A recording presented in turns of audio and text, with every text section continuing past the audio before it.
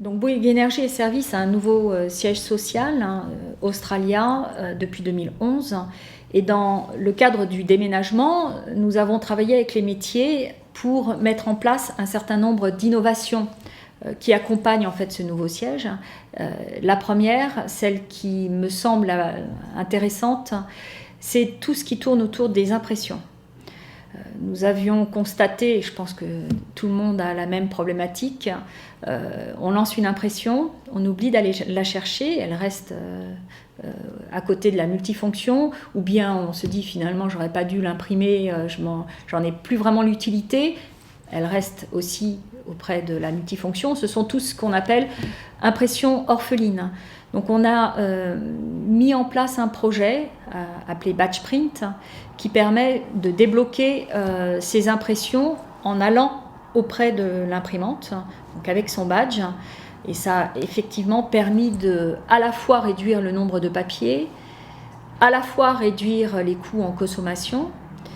Et puis ça nous a aussi permis de sensibiliser les utilisateurs à cette approche environnementale et de façon plus globale, nous avons mis en place une démarche EcoPrint. Alors, EcoPrint, ça représente finalement une identification par utilisateur, donc personnalisée, de toutes les impressions, du profil impression que l'on peut avoir. On a vraiment eu une prise de conscience qu'il ne faut plus détruire des forêts pour un document qui finalement n'est pas si utile que ça.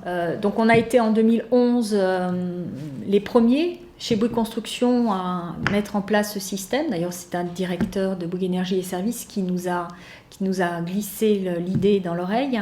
Et maintenant ça a été généralisé partout, notamment sur le siège de Bouygues Construction sur Challenger. Alors on aime énormément avoir une approche gagnant-gagnant. Les métiers nous donnent des idées et la DSI va se l'approprier et la dupliquer. C'était effectivement le cas du système Batch Print. Mais aussi on peut avoir cette approche, une approche un peu différente où, et ça a été le cas sur notre projet de voix sous IP, où on a fait un choix, la DSI a fait un choix et a demandé à Bouygues Énergie et Services, dans le cadre de ses activités, donc ses activités de business, de développer finalement pour nous le support de tous les équipements, notamment de téléphonie.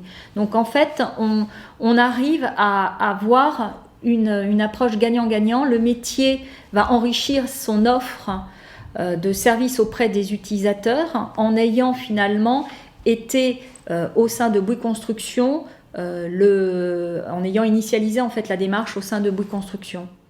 Lorsqu'on a mis en place le siège, donc en 2011, on a souhaité que ce soit vraiment une vitrine de toutes les technologies nouvelles qui permettent de réduire l'empreinte écologique.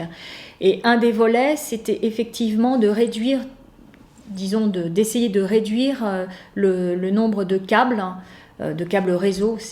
Lorsqu'on implante un nouveau siège, c'est quelque chose de faramineux. Donc on a mis un système qui s'appelle EcoFlex IT et qui remplace donc 90% des câbles de cuivre par des anneaux optiques. Donc on n'a plus de local technique, donc on n'a plus besoin de mettre une clim particulière. On utilise les faux planchers pour faire passer cet anneau optique avec des switches industriels qui connectent ensuite les différents PC. Ce choix a été effectivement porté par Bouygues Énergie et Services, mis en place dans un des bâtiments de Bouygues Construction, celui-ci, exploité par la DSI et revendu pour d'autres clients dans le cadre des offres de Bouygues Énergie et Services.